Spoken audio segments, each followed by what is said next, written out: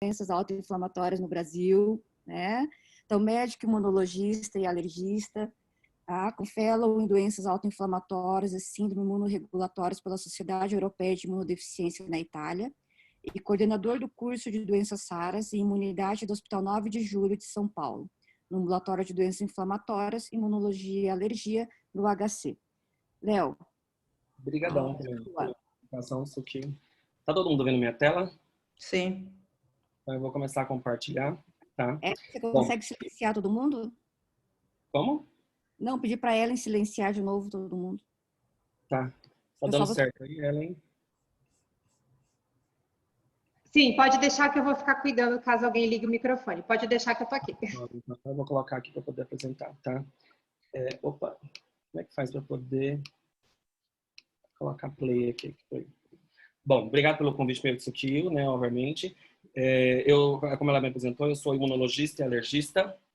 Eu fiz vários estágios e fiz um fellow em autoinflamatórias, né, mundo afora. O último foi na Itália, com o professor Marco Gatorno, pela Sociedade de Autoinflamatórias. E hoje eu faço parte do ambulatório de autoinflamatórias do Hospital das Clínicas, da Faculdade de Medicina da USP, e coordeno o Centro de Doenças Raras do Hospital 9 de Julho, onde a gente praticamente é focado em doenças autoinflamatórias e outras especialidades com outras doenças, né? E a pedido desse aqui eu vou falar um pouquinho sobre manifestações dermatológicas das doenças autoinflamatórias, que é um dos temas, que é um dos segmentos, digamos assim, mais interessantes e o que mais ajuda, no final das contas, é o diagnóstico diferencial de todas as síndromes autoinflamatórias, né? Eu tenho um grupo de interesse, vou declarar, né? Eu sou speaker da Novartis, do Hilaris, América do Sul, e eu faço algumas consultorias também para a Novartis, né? E como é que eu vou falar, o que a gente vai abordar? O que eu vou abordar hoje? Eu vou falar principalmente do que todo mundo tem que saber um pouquinho, que é o conceito básico imunológico entre a diferença de uma doença autoimune ou doença autoinflamatória, que é o primeiro passo para todo mundo entender como raciocinar. Qual que é o conceito clínico de uma doença autoinflamatória, que eu estava até brincando hoje com o professor Gatorno, que isso precisa ser um pouco mais divulgado, porque ainda tem muita confusão no que é ou no que não é, né? Quais são as doenças autoinflamatórias? Vou trazer um pouquinho do update de 2020, que mudou muito, tanto o perfil quanto a classificação das doenças, e vou ensinar um passo a passo rapidinho de como a gente faz para poder diagnosticar as doenças autoinflamatórias, né? Então, até 20 anos atrás, toda doença inflamatória que não tinha trigger neoplásico, que não tinha trigger alérgico, que não tinha trigger ou a participação de uma infecção, a gente chama todo fenômeno inflamatório imunológico, a gente chamava de autoimune. Esse fenômeno autoimune ele baseia-se no conceito de que existe um linfócito T ou B autorreator e que esse linfócito T ou B autorreator gera um autoanticorpo. Mas como que isso funciona? Toda vez que um linfócito T ou B nasce na medula óssea, ele nasce com um marcador, ou no linfonodo, ele nasce com um marcador de imaturidade imunológica.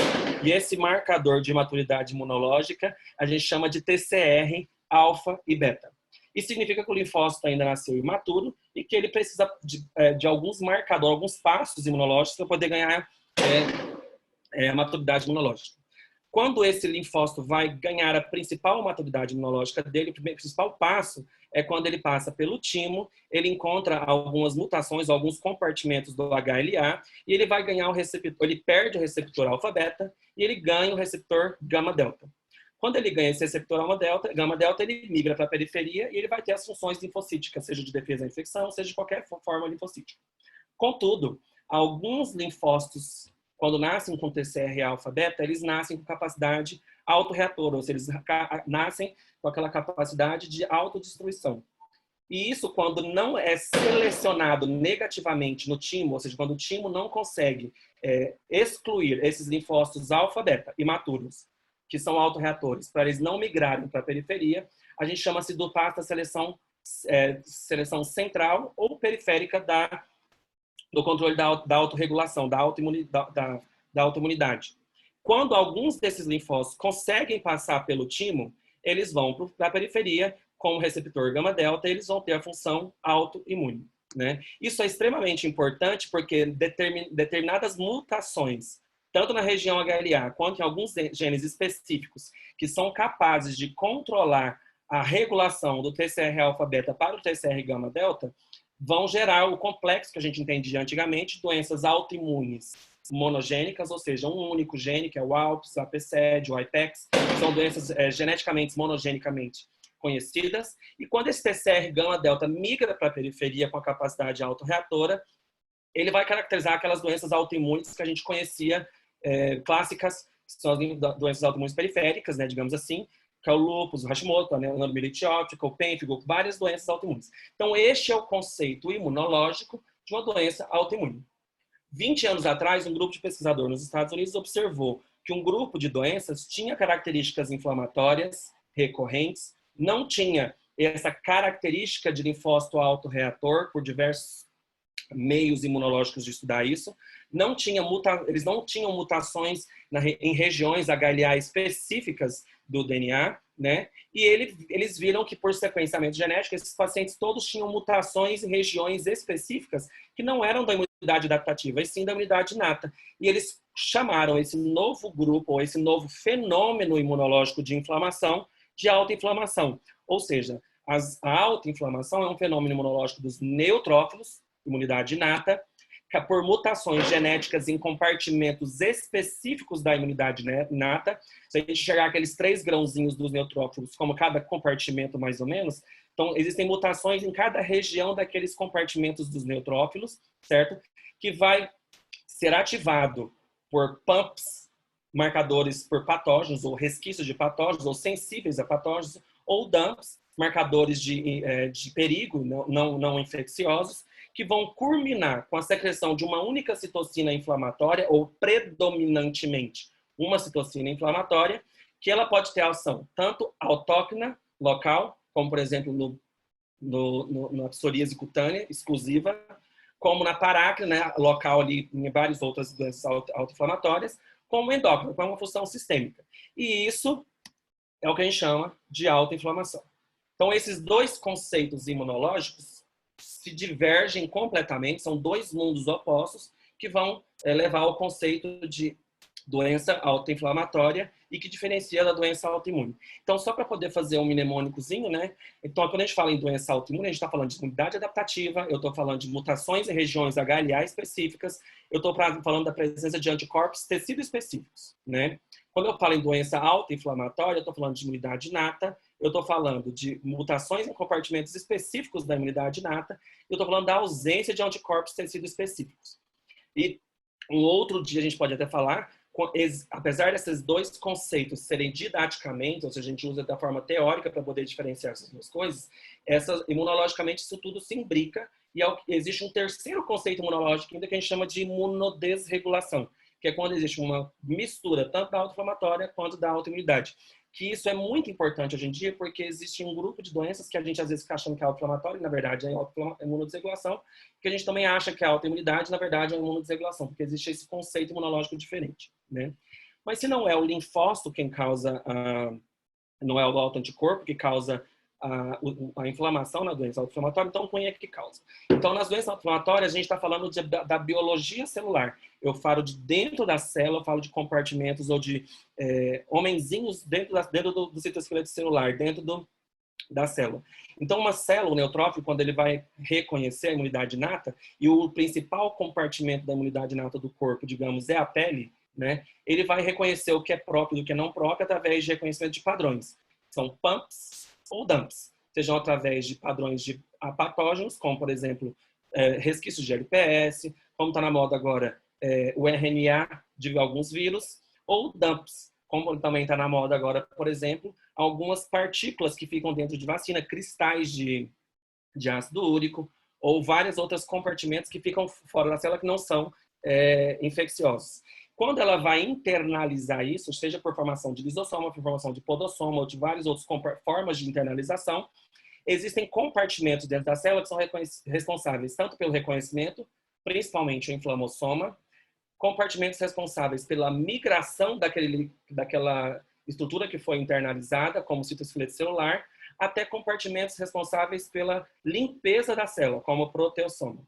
Cada vez que uma pessoa tiver uma mutação genética em alguns compartimentos específicos, seja na superfície celular que limitam ou dificultam o reconhecimento de pumps e dumps, seja no inflamossoma, que são mecanismos ou são plataformas responsáveis pelo reconhecimento de sinais de perigo, seja pelo citoesqueleto, pela migração daquele compartimento internalizado, ou seja, em compartimentos como proteossoma, responsáveis pela limpeza do citoplasma da célula, isso vai culminar com a secreção de uma única citocina, e isso vai gerar a forma clínica ou a manifestação clínica que a gente está esperando em determinada doença.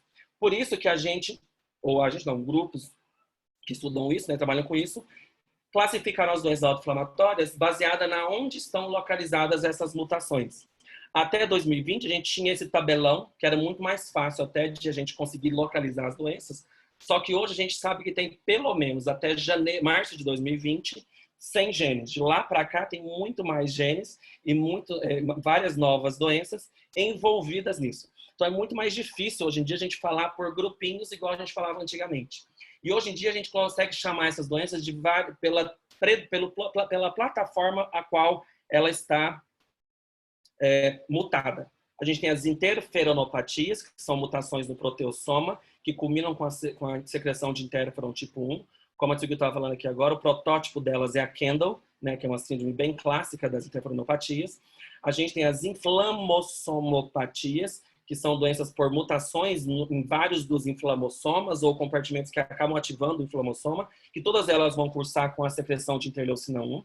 A gente tem as relopatias, que são doenças que, por mutações no sistema de degradação NF-kappa-beta, que fica dentro do núcleo.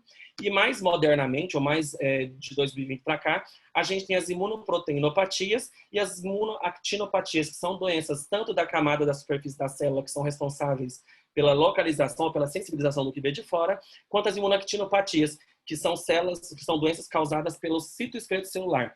Existe uma publicação bem recente, agora de menos de um mês atrás, que até reclassifica o grupo das imunoactinopatias a depender do modelo, do local onde está o problema na formação do citoesqueleto. O que é muito interessante, mas é que ainda precisa um pouquinho mais de maturação clínica para poder ganhar mais facilidade de gestão clínica, né? E eu trouxe aqui agora, coloquei essa outra foto, porque provavelmente, apesar desse novo conceito de citoesqueleto ainda está precisando um pouquinho mais de ajeitar, mas bem provavelmente esse novo conceito ele vai ser totalmente modificado quando a gente entender em qual compartimento do citoesqueleto celular estiver essas células. Então, provavelmente para a próxima aula em 2021, ou a próxima aula que a gente for falar de doenças inflamatórias até o final de 2021, a gente já vai estar falando das diversas doenças do citoesqueleto celular. Então, o principal problema, a principal dificuldade é que as doenças autoinflamatórias, elas são doenças que eu brinco que são quebra-cabeças. A gente tem que entender que elas são, se você vai montar pecinhas ao longo da sua observação clínica para você conseguir fechar um diagnóstico final, né? E o principal passo para a gente fechar ou para iniciar a investigação é suspeitar quando suspeitar clinicamente ou quando organizar clinicamente qual é o protótipo daquelas doenças que a gente está observando. Tem várias formas de você tentar abordar isso, seja pelo padrão de quantidade de febres, que foi uma primeira medida, mas que hoje já caiu por terra, porque são mais de 100 doenças e o comportamento de febril recorrente já mudou completamente. Seja por compartimentos imunológicos, mas você não consegue compartilhar todas elas, e seja por mutações genéticas, que também não dá certo. E acho que a forma mais fácil de a gente conseguir começar a dividir elas, talvez seja pela forma clínica da apresentação cutânea. Eu acho que é uma das formas mais fáceis. Porque quando a gente observa a forma cutânea de apresentação, né, a síndrome de apresentação cutânea, a gente consegue já pensar em qual background genético a gente pode estar falando, né? E a principal, a mais comum de todas as síndromes autoinflamatórias são as síndromes urticariformes. O protótipo das síndromes autoinflamatórias não febris recorrentes, ou na dermatologia, são as síndromes urticariformes febris recorrentes, que o principal grupo delas são as CAPs. As CAPs são doenças causadas pelo aquele inflamossoma que eu citei lá atrás, o NLRP3, e é uma doença espectral, quer dizer que existem diversos espectros dentro do mesmo gene, né? Desde a síndrome autoinflamatória associada ao frio, que é o espectro mais leve, onde quase todos os pacientes têm mutação positiva do gene NLRP3, no espectro mediano ou intermediário, que é o Muckle-Wells, que é associado àquele espectro mais leve, a pessoa começa a ter um acometimento um pouco mais do sistema nervoso central, até o espectro gravíssimo, que se manifesta já no período neonatal, que é a anomia de Sinca. A principal marca dessas doenças é o rash urticariforme desencadeado pelo frio. Então, é aquele paciente que chega para a gente com uma urticária ou com a história familiar de urticária. Geralmente o pai tem, a mãe do pai tem, ou alguns irmãos têm. Geralmente a herança é autossômica dominante. E essa urticária ela é desencadeada pelo frio. Junto da urticária vai vir febre, dor abdominal, dor articular. E esse espectro vai ficando mais grave conforme for o acometimento neurológico. A Muck-Wells vai ter, além disso, vai ter surdez neurosensorial, que não necessariamente vai aparecer na criancinha, vai aparecendo ao longo da vida. E o nome de SINC, assim que aparece desde pequenininho, né?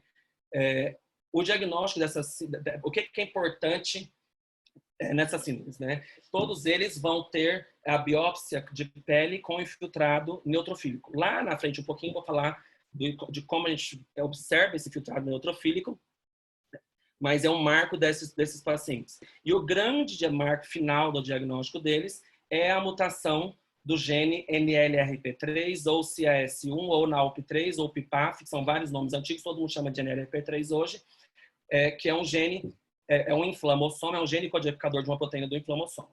No Brasil, todos os nossos pacientes têm mutação no mesmo exon, que é o exon 3. Até o momento não tem nenhum paciente com mutação em algum outro exon que seja o exon 3. Então, além de tudo, no Brasil, se você encontrar hoje um paciente com CAPS ou suspeita de CAPS, você pode ir direto no exon 3, que até agora é o único exon onde tem mutação. Isso barateia o diagnóstico e facilita, até fica mais rápido, que é só fazer um sangue diretamente naquele exon 3, né? Contudo, existem formas de urticárias que não são genéticas. O principal diagnóstico diferencial das urticárias febris neutrofílicas é a síndrome de Schnitzler, que esse aqui é um rash clássico de uma síndrome de Schnitzler, que ao contrário do rash da CAPS, é um rash neutrofílico também, mas ele tem um pouco mais de prurido do que o da CAPS, e ele também é doloroso. E o grande marco laboratorial aqui, você também vai ter aumento de provas inflamatórias, você vai ter a biópsia também vai ser a vasculite neutrofílica ou infiltrado neutrofílico, mas o paciente tem no laboratório, ele vai ter um pico monoclonal, seja de IgG, seja de IgM. Então, se a gente viu, e todos eles começam na vida adulta. Então, se um paciente começa com racha urticariforme, com febre recorrente, na vida adulta, a primeira coisa que a gente tem que fazer, além da biópsia, obviamente, é fazer uma eletroforese de proteínas. Que se tiver um pico monoclonal, esse paciente provavelmente é uma síndrome de Schnitzler. Precisa ter alguns outros pormenores, mas como forma de iniciar o raciocínio, de iniciar a triagem, é uma pico monoclonal da eletroforese de proteínas, né? Contudo, apesar de todo mundo falar, nossa, imunidade inata, neutrófilo, existem algumas síndromes, principalmente as síndromes não inflamossômicas, como a NLRP12, que ativa o CMF-kappa-beta. A urticária, como dá para ver nesse paciente, também é um racho urticariforme do mesmo jeito como as outras, ele é linfocítico, não neutrofílico. Do NLRC4, que é um outro inflamossoma, também, essa aqui é uma outra urticária de NLRC4, também é uma vasculite linfocítica.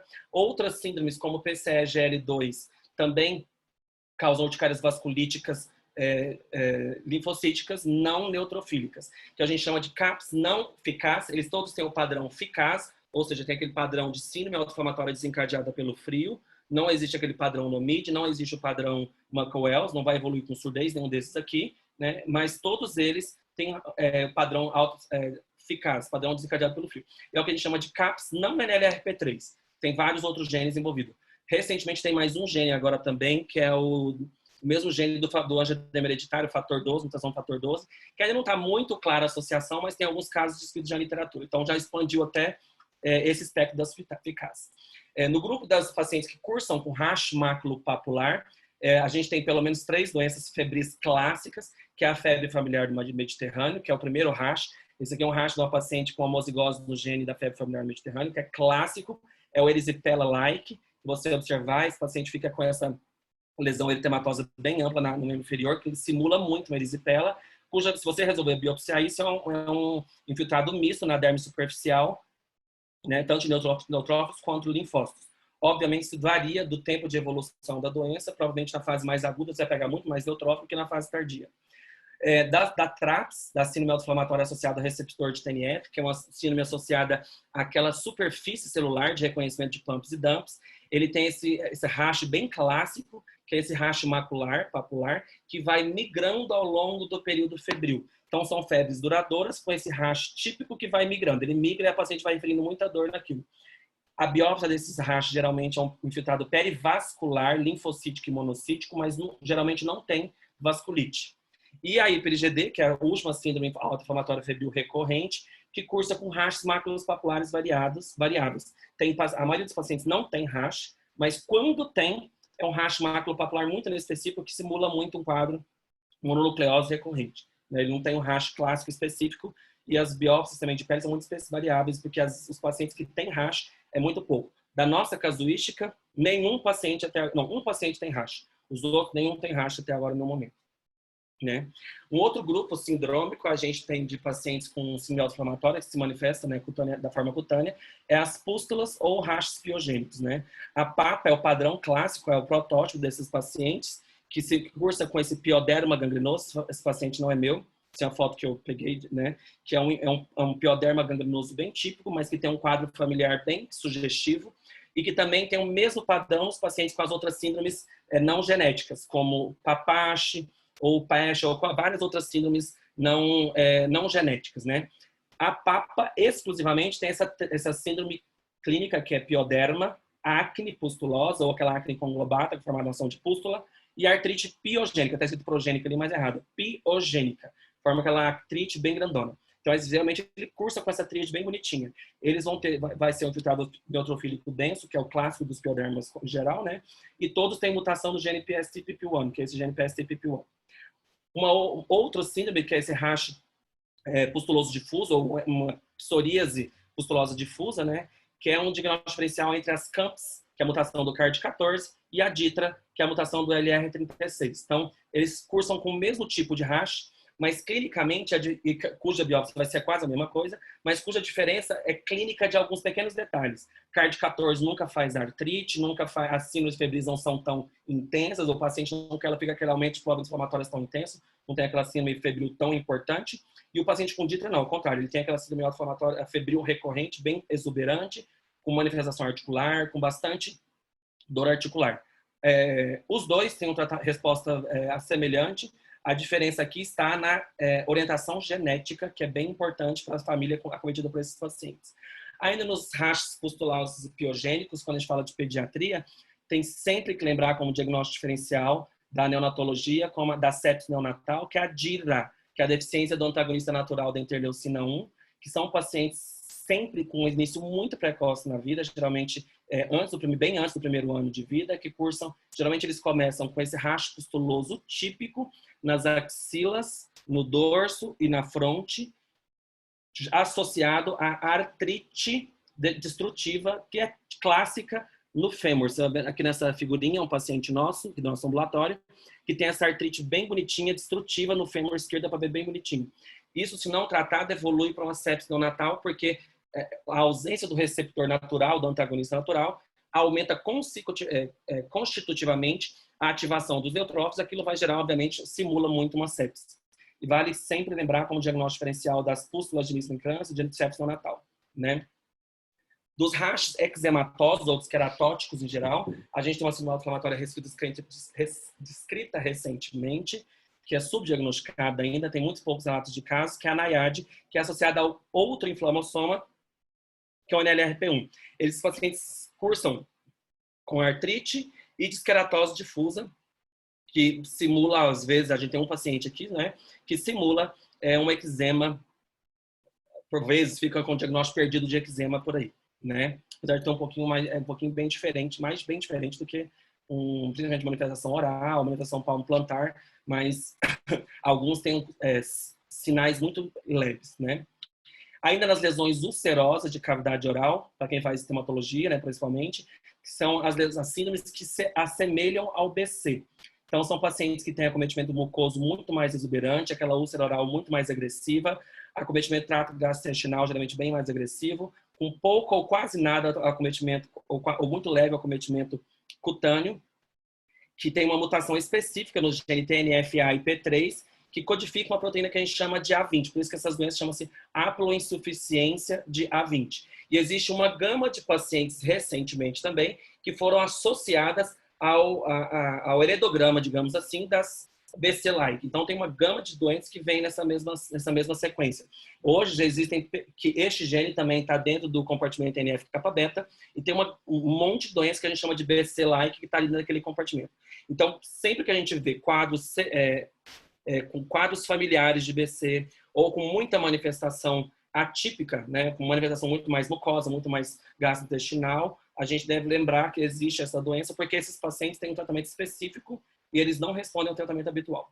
E nas vasculites, só para terminar um pouco da clínica, né, das lesões que simulam vasculites, existem duas principais, ou duas que devem chamar mais atenção devido à agressividade ao diagnóstico diferencial, que é a DADA2, que cursa com poliarterite nodosa. O paciente geralmente tem poliarterite nodosa no membro inferior, associada a AVC recorrente e manifestação renal, mas já foram descritos todos os espectros, desde AVC recorrente, desde poliarterite nodosa de membro inferior, até quadro renal e até mesmo quadro somente imunológico, com hipogama, com linfopenia, e a síndrome associada ao STING, né, que é a SAVI, que são vasculites trombosantes, que também se iniciam muito precoce, geralmente são vasculites trombosantes de extremidades, pode fazer vasculite de bochecha, vasculite de ponta de nariz, simula muito vasculites ANCA mediadas, que podem até cursar com a positividade do ANCA, mas em títulos baixos, mas que tem essa característica histopatológica de ser trombosante, ao contrário das outras vasculites, né? Eu falo de lesões vasculíticas porque quase todas as lesões vasculíticas de início na infância, não todas, né? Mas que tem comprometimento familiar, que tem herança familiar, que tem um comprometimento multissistêmico, talvez valha a pena investigar com diagnósticos diferenciais de diversas outras síndromes vasculíticas. Como eu reforcei lá no início, eu trouxe protótipos sindrômicos de várias manifestações dermatológicas, porque são mais de 100 doenças, não tem como a gente falar de todas elas hoje, mas dentro de todos os compartimentos a gente tem. Por que eu falei um pouquinho disso? Porque na pediatria, principalmente no pronto-socorro, é muito comum o diagnóstico agora recorrente, ou muito fácil o diagnóstico de PIFAPA, né? Que é a doença autoinflamatória mais comum da humanidade. Ela não tem base genética, ela é super benigna, ela se manifesta exclusivamente como febre recorrente, com manifestação faringoamigdaliana, mas alguns sinais de alerta. Principalmente os 3 não, que eu vou brincar aqui agora, os 3 não da PIFAPA. Nunca tem acometimento cutâneo. Se tiver rash, tem que excluir alguma outra doença inflamatória ou tem que passar por uma visita de uma outra pessoa para poder ter certeza de que aquilo não é realmente uma outra doença. Nunca tem acometimento gastrointestinal, um outro sinal de alerta, e nunca tem acometimento articular. Então, são os 3 não da PIFAPA. Se tiver qualquer uma dessas coisas, às vezes pode ser PIFAPA. Mas esse paciente que tiver algum desses 3 sinais merece uma segunda avaliação para ter certeza de que aquilo é uma PIFAPA. Por quê? Eu trouxe aqui os dados nossos ambulatório, né? A gente comparou todos os pacientes com síndromes autoinflamatórias clássicas, febris, e se você observar de uma maneira muito grosseira, acometimento mucocutâneo é muito comum em todas as síndromes, inclusive na PIFAPA. Mas quando a gente vai ver qual acometimento mucocutâneo, a PIFAPA ela tem somente acometimento de úlcera oral ou faringite. Nunca tem, nenhum paciente tem quadro sistêmico ou quadro cutâneo de uma outra coisa. Todos os pacientes que têm outras síndromes cutâneas são outras doenças. Aqui eu vou chamar atenção para esses 8% dos pacientes que têm urticária, porque pacientes com PIFAPA que ficam usando dipirona recorrentemente para controlar a febre, acabam fazendo manifestações de hipersensibilidade ao anti-inflamatório, e isso não só confunde o diagnóstico, como acaba gerando um impacto muito grande, porque isso vai gerar um sequenciamento genético, vai gerar, às vezes, tratamentos necessários, sendo que 8% desses pacientes foi só tirar o anti-inflamatório que acabou o racho urticariforme na presença de febre, né? Todo imunologista alergista sabe que febre é um gatilho, ou é um potencializador de lesões cutâneas na presença de anti-inflamatório, né? Então aqui, depois, um dia, quem quiser, a gente tem várias formas de diferenciar isso daqui, né, que facilita a diferenciação. Por que eu estou fazendo isso? Porque mesmo com as observações clínicas das síndromes, no quebra-cabeça das doenças autoinflamatórias, o segundo passo obrigatório, quando a gente fala de uma doença autoinflamatória, é a presença confirmada de que existe inflamação sistêmica. Como que a gente confirma a inflamação sistêmica? Principalmente no momento que a gente vive agora, quando a gente está falando de superinfecções por vírus, afastar infecções virais, lesões urticariformes é uma das causas de infecções por Covid, lesões pustulares, como a gente estava discutindo esses dias, também é uma causa de infecção por Covid. Então, a primeira coisa é descartar. E os pacientes próprios com doença autoinflamatória podem se manifestar com rastros urticariformes, que a gente acabou de ver recentemente agora, a gente teve 2 pacientes. Então, a primeira coisa é afastar qualquer outra coisa. Segunda coisa é comprovar inflamação que aumenta na crise e que afasta, que diminui ou que retorna a um valor muito próximo da normalidade fora da crise. E um passo fundamental é a biópsia de tecido. Por isso que para nós, imunologistas, alergistas, ou dermatologistas, ou seja lá quem for, reumatologistas ou gastrologistas, quando a gente fala assim, eu estou suspeitando de uma doença autoinflamatória, uma urticária simples, uma biópsia neutrofílica faz muita diferença. Então, se eu tenho uma síndrome urticariforme, que eu suspeito que isso seja uma doença autoinflamatória, uma biópsia de pele é essencial para eu saber qual delas eu estou guiando. Por que eu estou falando isso? Porque eu brinco que o diagnóstico final é genético. Então, para eu pedir um gene, para pedir um sequenciamento, é como se fosse pedir um Uber. Se você pede um Uber para a Avenida Paulista sem dar mais nenhuma outra informação, ele vai te largar no meio da Avenida Paulista. Agora, se você fala, eu quero ir para a Avenida Paulista, eu quero no número X, na quadra Z, no apartamento B, na porta W, ele vai te levar para o lugar certinho. E quanto mais informações, o paciente tem racha urticariforme, neutrofílico, com aumento de provas inflamatórias, com alguns gatilhos virais, com hipogama, seja lá o que for, a chance de encontrar o diagnóstico genético é muito maior do que se você simplesmente disser, eu tenho um paciente que tem febre recorrente com racha neutrofílico.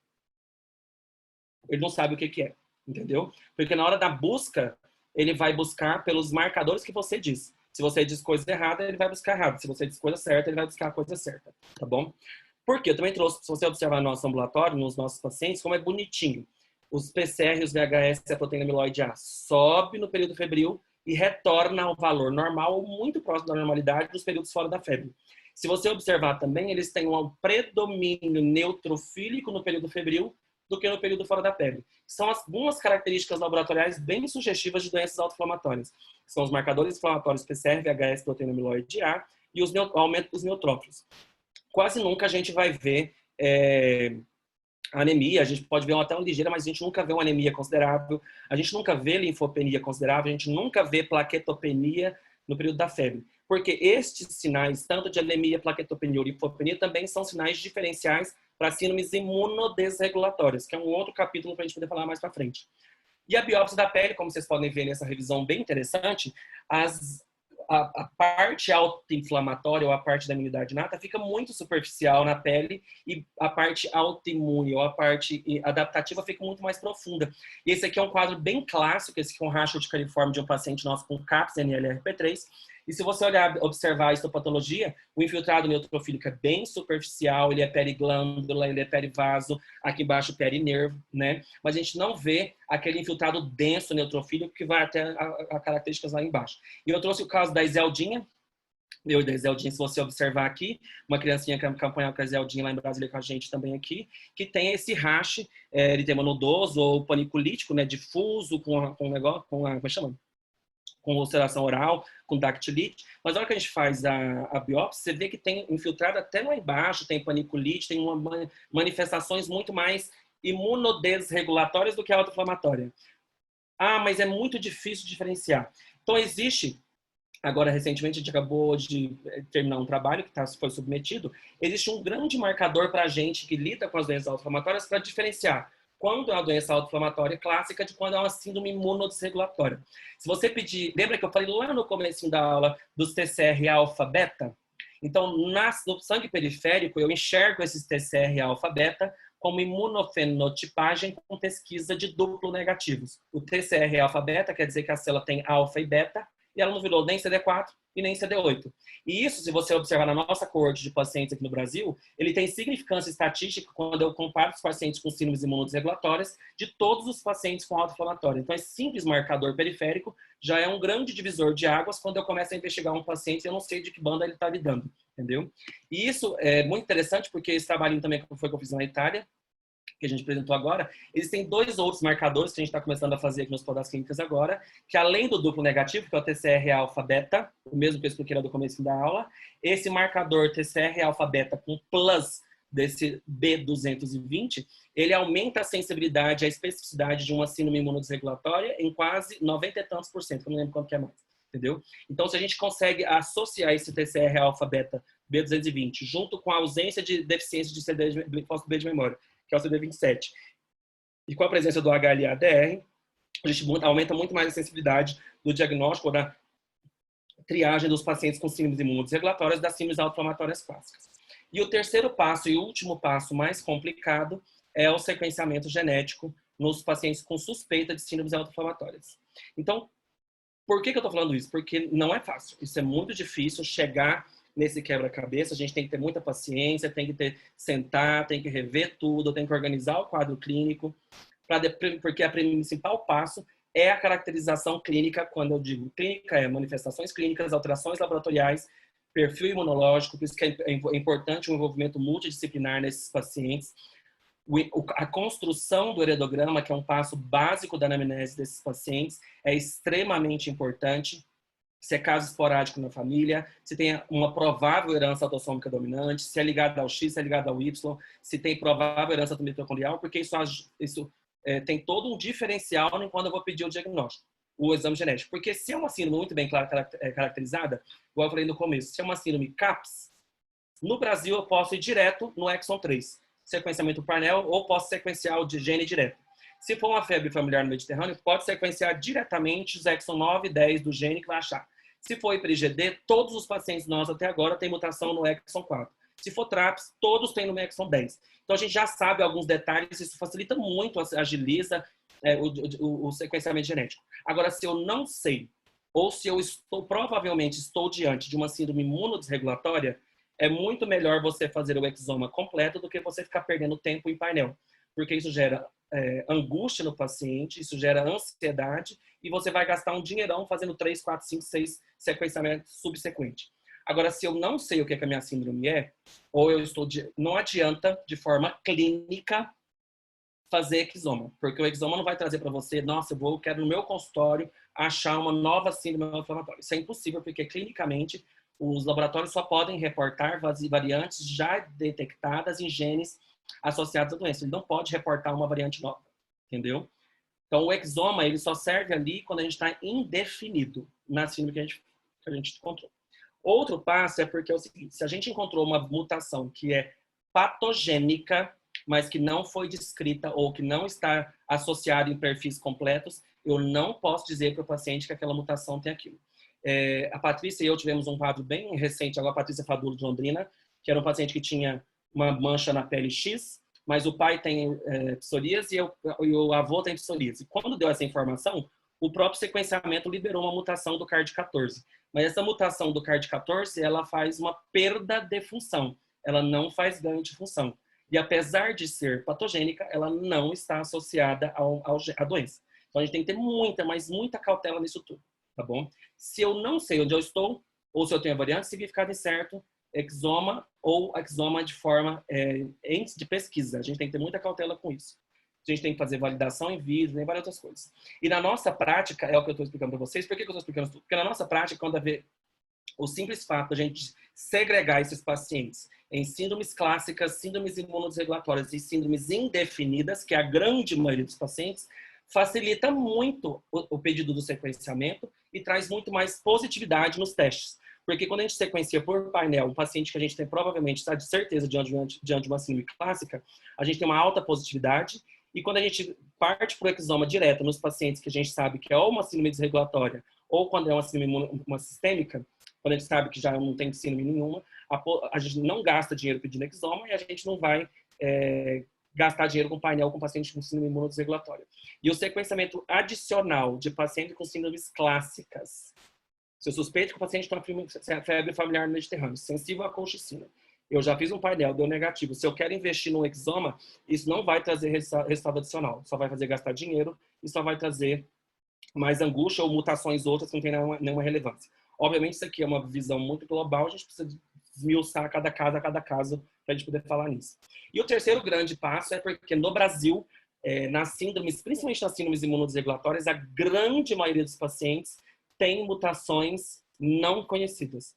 E a gente, apesar de ter uma clínica muito sugestiva, a gente tem que ter uma análise funcional que dê suporte ao nosso diagnóstico, tanto clínico quanto genético. Para depois a gente afirmar que aquilo realmente é uma síndrome. E eu trago sempre esse exemplo bem clássico de uma paciente nossa que tinha uma síndrome urticariforme, cuja biópsia era um infiltrado misto. Então a gente não sabia se era CAPS NLRP3 ou se era CAPS NLRC4. Então a gente foi reproduzir in vitro o que a gente enxerga em vivo. Lembra que eu falei lá no comecinho da aula que as síndromes autoinflamatórias são ativações específicas por pumps e dumps? Então a gente pega um pump, que é um ATP, que é um ativador de perigo, o dump, que é um ATP, e eu pego um pump específico para cada inflamassoma, para cada proteossoma. Então, para o NLRP3, o dump específico é o LPS, e para o NLRC4 é a flagelina. Então, quando a gente estimula as células desse paciente, a gente vai ver qual dos inflamossomas que estava inativado ou está hiperativado. Que neste caso era inflamassoma NLRP3, essa paciente não tem uma doença NLRC4, ela tem uma doença mediada pelo NLRP3, a gente vai tratar ela com anti-L1 e não com outros tratamentos causados para anti-NLRC4, que é principalmente IL-18. E para isso, existem para todos os inflamossomas, para todos os proteossomas, para todo o sistema NF-κ-beta, e agora vai surgir, obviamente, para o citoesqueleto, que é a parte mais interessante. Então, como conclusão, as síndromes autoinflamatórias são doenças extremamente difíceis de fazer diagnóstico, é preciso paciência, é preciso cautela, porque é um quebra-cabeça que a gente tem que ir montando de pedacinho por pedacinho e aos pouquinhos. Não sair acelerado, fazendo diagnóstico só porque achei um diagnóstico genético, cautela na hora de fazer a análise daquela interpretação genética, sentar e discutir com bastante calma tudo aquilo, fazer as análises funcionais quando cabíveis, para a gente poder, e se precisar rebiopsiar outras coisas, para a gente poder conseguir fazer o diagnóstico final. Óbvio, isso aqui é um overview, né, prático, para poder a gente saber como é que a gente vai fazer, porque existe um mundo já de doenças que a gente tem muita dificuldade de falar de todas elas uma por uma. Se fosse falar uma por uma, a gente ia ficar aqui até talvez um ano para poder falar isso tudo, tá bom? O nosso ambulatório acontece sempre às quartas-feiras no HC, a gente já tem uma grande número de pacientes com quase todas as síndromes. Quem quiser visitar, quiser mandar paciente, quem quiser compartilhar casos para a gente discutir, a gente tem um laboratório que dá suporte tanto genético quanto funcional. Então, quem quiser fazer qualquer coisa, a gente está disponível sempre para discutir casos. Se quer abrir para perguntas, tem alguma pergunta? Obrigada, Léo. A Kerstin já está aqui, ó. Kerstin, teu áudio, que é a nossa presidente da Sociedade Planejamento de Pediatria, Léo. Como? Quero ver se a Kerstin quer falar alguma coisa. Quer?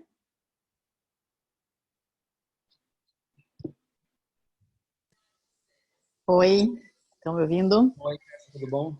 Tudo bem, Léo.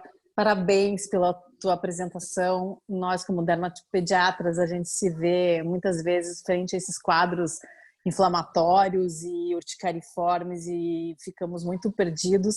E achei bacana você falar sobre a biópsia, a importância de a gente fazer biópsia nesses casos.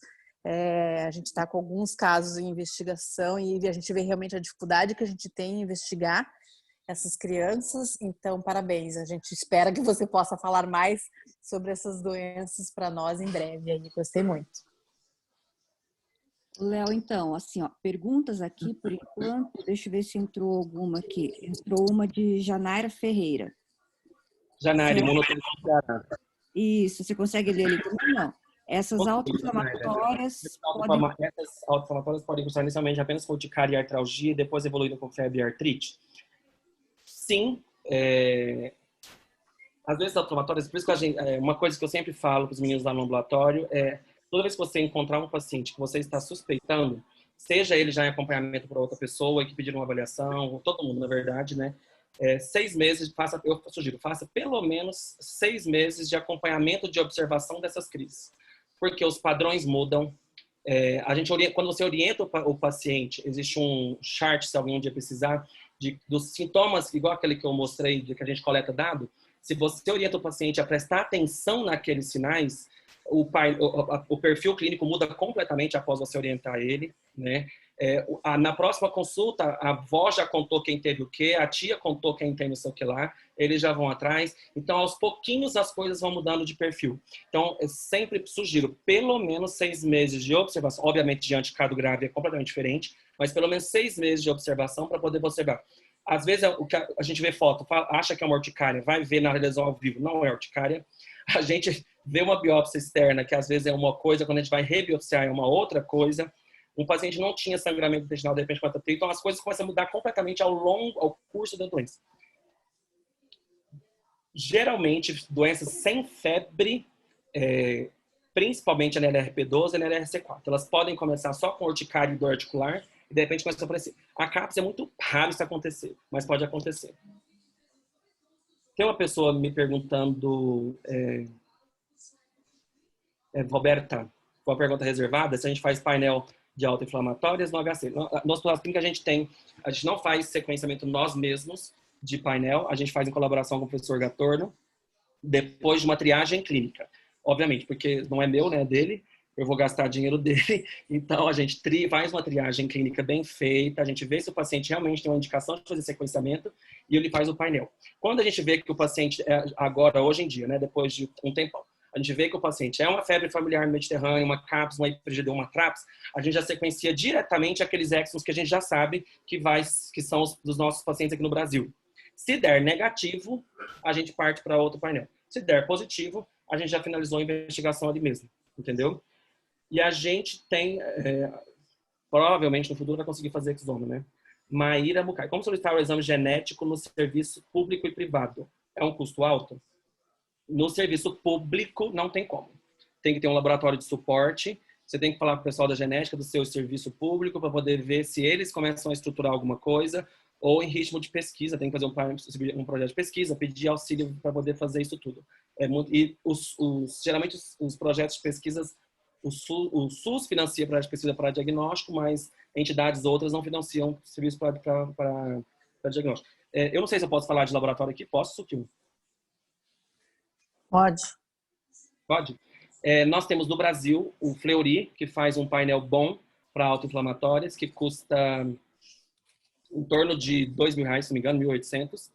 E tem o Invitae, que faz nos Estados Unidos um painel por $250, que consegue coletar de saliva por um painel de 407 genes, que vê todas as síndromes autoinflamatórias, imunodesregulatórias e as imunodefensas primárias. Então, pelo custo, às vezes, e a localização, às vezes é mandar mais barato e mais fácil mandar para os Estados Unidos do que fazer aqui. Mas tem essas duas opções, pelo menos. Tem outros laboratórios, como Genômica, Mendelis, que fazem muito bem feito, né, o sequenciamento, mas o custo é muito caro. Realmente, não são todos os pacientes que conseguem fazer. Mas cada laboratório, discutindo, a gente consegue achar o que é o ideal para o paciente naquele momento. Dani Petri, da Unifesp, obrigado.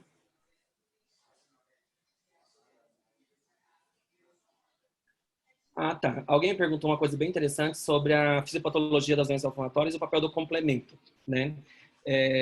Existe uma proteína chamada gasdermina, que é uma proteína final da ativação do inflamossoma, que é ativa o complemento. Existe um grupo de pesquisadores que estão chamando agora de complementossoma, que são algumas doenças que eles estão descobrindo agora, que são causadas pelo complemento associado ao inflamossoma, que chama complementossoma, ou a própria expressão do complemento no inflamossoma nas neutrófilos. Isso é muito interessante, mas o fenótipo clínico é o mesmo.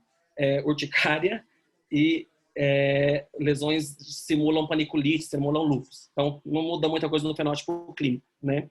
Uma coisa bem interessante que todo mundo tem que ter em mente é que, assim, doença autoinflamatória nunca tem angioedema. Nunca. Se você vê uma urticária com angioedema, isso não é uma doença autoinflamatória, isso é uma outra coisa. Pode ser síndrome de Wells, que é síndrome urticária eosinofílica, pode ser síndrome de urticária com higiene associada, pode ser várias outras coisas, menos doença autoinflamatória. Léo, Fala, meu bem. deixa eu ver, tem mais, que estava sem áudio, tem mais perguntas? Tem um monte. Não, porque eu queria discutir o Kendall também, que tá a Kerst e tá a Georgia aqui. Esse aqui, só responder esse aqui, isso é bem interessante. Existe como fazer prova terapêutica quando não houver possibilidade de exame genético? Existe, obviamente. Tem um trabalho bem recente, vai sair daqui a um tempo, provavelmente. Quando a gente não sabe o que é, a gente chama de SIRF, Systemic Undefined Autoinflammatory Syndrome, né? Recurrent Fever, que eu brinco que é SISI, Síndrome Inflamatória Sistêmica Indefinida. É aquele paciente que se acha alguma coisa que não é nada. SISI, entendeu? Se você não souber o que é, 50% dos pacientes vão ser geneticamente definidos. E desses 50% que são geneticamente definidos, alguma boa parcela deles responde à colchicina. Então, se você não sabe o que é, nesses 6 meses, você quer dar um conforto para o paciente naquele período, pode dar colchicina que você vai, a chance de você acertar, pelo menos uma melhoria leve, é grande, não é pequena. Dependendo da gravidade ou da forma de onde você estiver, do acesso a outras pessoas, outra coisa, às vezes, discutindo, eu sugiro esperar um pouquinho e poder começar a colchicina, porque algumas síndromes podem piorar um pouquinho, mas a grande maioria delas melhora com a colchicina. Cada vez mais atendo crianças com quadros de urticária crônica ou mesmo recidivantes sem outros sintomas associados. Urticária crônica sem nenhum outro sintoma associado, eu acho muito provável isso ser uma doença autoinflamatória. Agora, uma urticária aguda recorrente, com sintomas sistêmicos como artrite, febre, dor abdominal, úlcera oral, com aumento de provas inflamatórias, isso bem provavelmente é uma doença autoinflamatória. Pode ser milhões de genes, né? Mas a urticária crônica, aquela característica crônica espontânea, que é pruriginosa, que não dói, essa é muito provável ser uma doença autoinflamatória. Então, nesse paciente, eu não julgo. Quais são os sinais de alerta para biopsiar uma urticária? Quando ela não coça, ela dói. Quando ela deixa mancha residual. Quando ela deixa mais de 24 horas, né? Essa urticária também não é, provavelmente uma urticária crônica espontânea. Ou o paciente que tem provas inflamatórias aumentadas. Esse paciente merece uma biópsia. Caso contrário, é uma urticária crônica. A maioria dos pacientes com criancinha é urticária aguda, né? Não é nem crônica. Vai ficar aguda, depois vai desaparecer e vai melhorar, né? TCR alfa-beta duplo negativo seria marcador para relopatias? Somente em pesquisa já tem disponível. Então, o TCR alfa-beta já é disponível. No Fleury tem como você fazer. Você pede na imunofenotipagem painel linfoproliferativo. Grande problema dos TCR alfa-beta é porque ele é muito sensível. Várias situações, por exemplo, vai gripado, aumenta, tem várias outras coisas. Então, às vezes, a leitura, a osteometria é muito complicada. Então, às vezes, se tiver dúvida, melhor repetir num lugar onde já tem certeza que vai dar certo, porque é melhor. Obrigado pelo esclarecimento. Você falou do epigenético do fator 12 e os autoinflamatórios. E mesmo assim, não tem angedema? Não tem angedema. Só urticária, não tem. A proteína que a mutação no fator 12 que altera o angedema é uma proteína completamente diferente que não vai causar autoinflamatórios. Não vai causar angedema, desculpa. Suki, você queria falar alguma coisa naquela hora? A Georgia vai fazer um resumo do nosso caso para ver se ajuda na parte genética, que eu acho que essa criança não tem ainda, né, Kersh? Não, acho que não. Ana Leia, se diz? Cadê a foto? Ana Leia, sim. Posso falar, gente? Pode, Georgia, apresenta. Oi, Léo, obrigada pela aula. Tá? Para a gente é super importante mesmo, ainda mais são tantas doenças novas e é difícil no começo. Eu achava que esse grupo de doenças ia ser mais da reumato, mas a gente vê que cada vez mais, até por diagnóstico diferencial, a gente tem que aprender muito sobre autoinflamatória mesmo. Essa paciente, a gente começou no Hospital de Clínicas faz uns 3 ou 4 anos, o Etsukio, e aí que ela começou a ser atendida pela gente, e assim que ela iniciou o atendimento, ela já tinha uns 35 anos, e a Kerstin já deu a dica de provavelmente ser uma síndrome de Kendall. Tá? Então, a gente, ela está com 38. Tá? Então, é do sexo feminino, Assim, eu não estou com o prontuário dela, eu estou voltando de férias hoje, na verdade, amanhã, minhas férias terminam hoje, então eu peguei um resumo que eu tinha, que a Tsuki me passou do prontuário dela, então algumas coisas eu peço desculpa que eu não vou conseguir te responder tudo, mas de qualquer forma, é uma menina, é uma moça, né, que desde o nascimento iniciou com distensão abdominal. Com 15 dias de vida, eram manchas avermelhadas e pouco endurecidas na pele, um pouco endurecidas e infiltradas em face. No primeiro ano de vida, ela não ganhava peso, mantinha as lesões de face e essa distensão abdominal. Com 1 ano e 5 meses, lesões em todo o corpo e febre recorrente. Essa época ela morava no norte do país, se eu não me engano era no Acre, algum lugar assim, e teve um atraso de desenvolvimento psicomotor, ela só andou com 4 anos de vida. Então, começou a acompanhar no Hospital de Clínicas em 2005, ela nasceu em 1983, então, ela tinha 12, isso? 37. Não. Nossa, Tá, ela tá isso. com Mas ela 37 começou, agora. ela começou a acompanhar em 2005 no Hospital de Clínicas. Tá. Ela tinha 19. Tá? Então, a queixa de quando ela foi lá, além dessa queixa pregressa, ela tinha uma história de broncopneumonia de repetição. Diagnóstico em 1900... com 2 anos de idade, ela teve um diagnóstico de paniculite de Weber-Christian, quando ela morava lá no norte. Aos 13 anos... Foi no HC, Jais. A gente ela tinha 2 anos. A gente acompanhava ela no ambulatório da dermatopediatria como se fosse uma paniculite Weber-Christian. E ela Com 2 foi anos anos, acompanhando conosco. Com 2 Sim, anos? 2, 3, tá. 4, 5. A gente acompanhou ela há um tempão. Bom, aos 13 anos, diagnóstico de dislipidemia. Em 2003, com 20 anos, osteoporose com fratura, já com história de fratura pós-queda. Pelo corticoide, sim, ela tomou anos corticoide. Nefrocalcinose em 2004, com 21 anos. Também com 21 anos, hepatoesplenomegalia, miocardiopatia dilatada com 23 anos. Foi avaliada pela genética com 23 anos, diagnóstico de síndrome de Berardinelli. Eu não sei se no período quando ela era mais nova, se ela teve essa avaliação da genética do HC.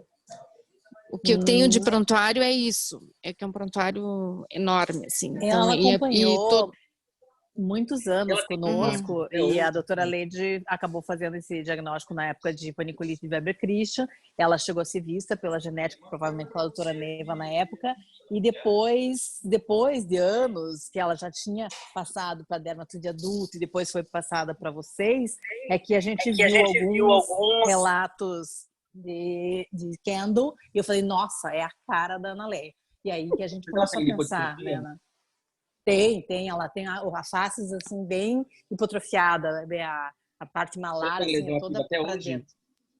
Até hoje. Cutânea, ela faz uns nódulos subcutâneos avermelhados, dolorosos, bem importantes. Tem hipogama? Tem. Em 2006, então aí com 23 anos, diagnóstico de imunodeficiência comum variável. Ela tem uma IgG, deixa eu ver aqui. Que a gente precisa de você ajuda para fazer o estudo genético dessa paciente. Bom, ela tinha uma hipogama, só que ela tinha linfócito B0, tá? Tinha CD19, 0%. Mas na época o diagnóstico ficou de comum variável. Ela tinha uma IgG de 327. Ela fez reposição de imunoglobulina. Desculpa, não vi. Ela teve esse atraso de desenvolvimento psicomotor. No sistema nervoso central dela, ela teve alguma outra coisa ou não? Não. Ela tem calcificação, vasculite ou não? Desculpa, não vi. Ela tem calcificação do nervoso central ou vasculite ou não? Teve meningite? Eu acho que teve meningite. Não. Eu acho que ela teve meningite. De história eu não tenho. Tá. E ela tá tomando imunoglobulina hoje por causa da hipogama, provavelmente? Ela repôs por um período, mas ela tinha muito efeito colateral com a infusão. usou várias marcas, usou inclusive Kiovig, e ela não aceita. A gente subcutânea, a gente tentou propor para ela, mas até por causa da paniculite, ela não aceita. Ela é super difícil de aceitar qualquer tratamento. Então, ela se nega a usar imunoglobulina, a gente faz antibiótico profilático para ela. Assim, eu não sei se isso é uma Kendall, mas eu com certeza diria que isso é uma interferonopatia, absoluta certeza. Tem alguma doença dentro do protótipo das proteofonopatias. Uma época a gente tirou foto dela, Tsukio que tirou até, não sei se a Tsukio tem essas fotos, mas a Kerstin tem razão, a gente olha para o rostinho dela e olha para um Kendall, é igual, assim, igual. E hoje, o que ela tem de sintoma? Assim? Então, ela tem muita exacerbação com febre, dor no corpo e que o diagnóstico fica como paniculite, aumenta a dose de corticoide, ela melhora. Quando ela vai em algum lugar, dão antibiótico para ela por causa da febre, dor no corpo, já fizeram um diagnóstico errado de que era uma broncopneumonia, não faz nada, antibiótico não faz nada. O que faz para... Nesse momento da pneumonia, ela faz broncopatia ou não? Não. Foi uma situação que ela estava acompanhando com a gente nesses anos, e que nesses 2, 3 anos que ela está com a gente, e que ela teve esse diagnóstico, ela foi se consultar porque estava com febre, dor, para prescrever antibiótico, ela voltou 10 dias depois, eu vi, não fez nada, a febre continuava igual, se aumenta o corticoide, na hora ela melhora. Assim, em um dia ela já está melhor da febre e melhor da dor. Com certeza isso é uma proteosomopatia, absoluta certeza isso é uma proteosomopatia. Por que quando a gente fala de Kendall, a gente fala das interferonopatias, apesar da Kendall ser o protótipo delas todas, existem vários genes associados já aos proteosomopatias. Então tem PSBMP8, 9, 10, desde vários outros genes, inclusive alguns genes no exoma, para poder a gente não consegue ver na forma habitual, que a gente tem que encarar um gene para poder ter um outro gene. Então tem várias coisas bem interessantes do ponto de vista genético. Do ponto de vista clínico, o que eu sugiro neste momento para vocês aí já começar, clinicamente, ver se ela tem ou não tem já. Eu sugeriria talvez uma rebiopsia, não sei se as meninas da dermato já rebiopsiaram a lesão, para duas coisas, para fazer imunistoquímica, se conseguir fazer, e para ver imunofluorescência direta, qual que é o padrão, porque as proteosomopatias têm um padrão bem sugestivo de alguns marcadores da imunistoquímica. Depois, se quiser, eu passo quais são os marcadores. Se conseguir fazer tudo isso, se não conseguir, depois a gente também faz aqui já para ajudar. E a imunofluorescência direta geralmente é negativa ou não tem aquele padrão lúpico, tudo posita tudo. Então, eu sugeriria isso para poder ter isso em mente, para poder um passo. Segundo passo, eu sugeriria ver se vocês conseguem... Acho que vocês conseguem fazer o duplo negativo aí, né? Para ver se é aumentado, porque isso já ajuda a gente a triar alguns genes. Se não conseguir também, fala comigo depois, a gente consegue fazer para vocês. Para fazer, a gente pode fazer a assinatura de interferon tipo 1 também, que a gente consegue fazer aqui. Tá saindo meu som? Não tá saindo meu som? Tá ótimo o teu som. É que tá um som de TV, não sei se na casa da Georgia. Eu tô ouvindo a voz. Tsukio, você tem a Grazi agora, que é a nossa preceptora aqui atual, que é meu braço direito no ambulatório quando eu não estou lá, sabe muito. Se precisar, ela pode levar e trazer, fazer tráfico de amostras. Verdade. E assim, para depois a gente fazer o sequenciamento. Porque tem vários genes que a gente precisa sequenciar. O PSMB8, 9, a gente faz rapidinho. Então, a gente pode triar com isso, para depois a gente fazer. Até mesmo CIFID, que é uma síndrome que aquela pacientezinha que eu mostrei com a Iselda, pode ter esse padrão imunológico e dermatológico. Então, a gente tem que ver algumas coisas com cautela antes. Eu sugeriria isso. E principalmente agora, nesse momento, com tantos anos de doença, ver se ela não tem amiloidose já. O diagnóstico de amiloidose é feito com biópsia ou aspirado. O marido da Graziele também é radiologista intervencionista. Aqui do HC, por aí também agora. Acho que está aí no FPR também. Então tem que ser um aspirado da gordura periumbilical. Ou as meninas da dermato podem fazer biópsia de glândula da mucosa jugal, que também facilita o diagnóstico de amiloidose. Tem que pedir a pesquisa da vermelho do Congo, senão o patologista não faz. Ele vê aquele agrupado Amorpheus Norfolk lá, mas não faz vermelho do Congo. Tem que falar, quero vermelho do Congo, poder ver se tem certeza. Sugeriria isso. Porque isso muda completamente o tratamento dela agora, clínico, o manejo clínico dela, antes até do diagnóstico final. Eu sugeriria isso. Para depois fazer um sequenciamento. A gente ajuda, eu ajudo com certeza. A Grazi está aqui, é bom que ela aprende a fazer, se ela leva ela para o laboratório para fazer, mas ela pode sacrificar o material. O Nossa, pessoal mão na massa mesmo. Fazer mão na massa mesmo, fazer mesmo. não na massa, se alguém aprender, se vai aprender, mas eles não querem ir para o laboratório. O que você perguntou, seria esse painel da Invitae do Centro Autoinflamatório Syndrome Panel? Não. Se você for lá em Immunology, em Primary Immunodeficiency, tem lá painel de 407 genes. Todos os painéis da Invitae custam $250, todos. Se você pedir o painel Autoinflammatory Primary Immunodeficiency, ele engloba todos os genes das autoinflamatórias. Então você fica pedindo um painel adicional. Lá no painel, lá na Invitae também, se você colocar, eu esqueci como é que chama lá isso lá, mas se você Extended Analysis, alguma coisa assim, ele analisa aqueles genes, e se tiver algum gene de interesse seu, ele também consegue analisar. Tem várias coisas interessantes no site da Invitae que você consegue fazer para poder fazer o diagnóstico. Kennedy, responde a sua pergunta? Por $250? É muito barato. Caraca. É muito barato. E eles conseguem pagar pelo cartão, dividir não sei quantas vezes lá, é muito barato. E o resultado sai em 14 dias úteis. E é confiável. Bacana. Léo, da paciente lá, ela, como ela agora é adulta, ela está com a dermato adulto já. E eles pediram para ela agendar um biópsia, para rebiopsiar realmente, e ela não foi. Ela é bem complicada, sabe? O que talvez a gente ofereça para ela é talvez assim, uma possibilidade de tratamento mesmo, né? Para ela, para ver se ela se também coopere nessa investigação. Na realização de exames e tudo, mas foi programado uma biópsia para ela e ela realmente não foi. Todo mundo está conseguindo ver minha tela? Vamos. Sign in aqui, ó. Como é que faz para pedir na Invitae? É muito bom. Deve estar salvo aqui, eu acho.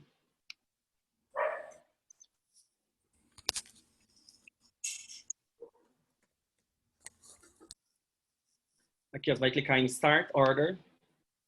Start an Order. Aqui, ó. Diagnostics.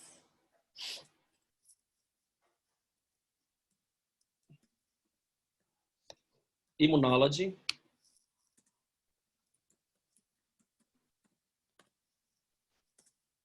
Primary Immunodeficiency. Panel 400 genes. Aí você coloca aqui. Learn More. Por que aqui tem os 400 genes, 407 genes que vão ser analisados? Porque todos esses genes, a classificação da International Union of Immunology Society, que é lançada uma vez a cada ano, né? As doenças autoinflamatórias são consideradas erros inatos da imunidade, então as doenças autoinflamatórias estão lá dentro. Então esse painel ele é atualizado todo ano de acordo com a classificação da IUIS. Então todo ano vai aumentando. Se aumentando que vem tiver mais 200 genes, eles vão colocar mais 200 genes aqui. Então, todo ano vai ter. Então, aqui é um painel muito bom. Ele amplifica, ele faz uma coisa que não é feita no Brasil ainda, que é ver se existe duplicação e deleção automaticamente, né? Que é um trabalheira danada. Quando a gente quer fazer no laboratório, a gente não consegue fazer. Então, ele já vê isso. E ele, uma vez ao ano, vai reanalisar o seu sequenciamento. Então, digamos que esse ano o seu paciente foi negativo. Mas ano que vem, a Tsukio descobriu que essa paciente dela lá tem uma mutação nova num gene aqui, sei lá, X, entendeu? E isso vai ser lançado dentro da plataforma internacional, da ClinVar, como patogênica. Aí a Invitae vai reanalisar automaticamente todos os exomas, todos os painéis de deficiência primária no ano que vem. Então, se o seu paciente tiver aquela mutação, eles vão mandar um reporte para você, olha, esse paciente tem essa mutação. Então, é muito interessante, o custo é muito barato. É muito bom. O único problema é porque é em inglês, né? Então, às vezes, o paciente não fala inglês. Às vezes, não, várias vezes. Então, tem que ajudar, tem que fazer um pouquinho, mas não é nada demais também, né? Que maravilha. $250. Léo, chegamos assim, ó, 96 participantes. Que bom. É a nossa primeira reunião da Sociedade Planejamento de Pediatria, fico muito feliz. Tá? Eu acho que, na verdade, é uma introdução e para a gente lembrar que essas doenças existem, né? Porque para o diagnóstico sempre a gente vai precisar da ajuda de vocês. A gente vai ter lá no 9 de julho, vai ter 2 simpósios, até eu convido todo mundo que gosta de autoinflamatório ou que lidera serviço que está querendo começar a trabalhar com doenças autoinflamatórias. A gente vai ter agora um simpósio de amiloidoses sistêmicas, que vai ser dia 20 de março, e até o final do ano a gente vai ter um outro só de doenças autoinflamatórias e imunodesregulatórias. Vai estar o pessoal do mundo inteiro para a gente poder trabalhar isso mais, porque, obviamente, ninguém sabe tudo. São doenças que requerem multiprofissionalismo, multiespecialidades, multicoisas, colaborações com Deus e o mundo para poder fazer o diagnóstico final, porque a gente é um país pobre, a gente não dá conta de fazer tudo às vezes, né? Mas a gente se ajuda, pelo menos a gente é pobre, a gente é amigo, né? A gente se ajuda bastante, tá bom? No que precisar. Mas a gente vê que você vibra quando você fala, né? Quando você dá aula, que você ama o tema. Então isso é muito importante pra gente. Eu amo, eu realmente gosto bastante. A gente vai fazer o Congresso Internacional de Doenças Raras em abril, tá? Já se considera um convidado, né, Kerstin? Então a gente está terminando, finalizando o programa e logo a gente conversa daí para ver qual o tema que você pode abordar. Mas vai ser bem interessante. São 2 dias somente sobre doenças raras. Interessante, Tá? que legal. Convite Agora... aceito. Então tá bom, mas obrigada de novo, tá, pela participação. E depois a gente discute outro caso lá da doutora Mayra com a Estela, que ela te mandou. Essas pacientes de vocês com protozoopatia, pode pedir para a Grazi trazer qualquer coisa, material que eu recebo aqui e faço o que for necessário, tá bom? Tá bom, então tá. Obrigada, boa noite. Tchau, tchau. Beijo. Obrigada.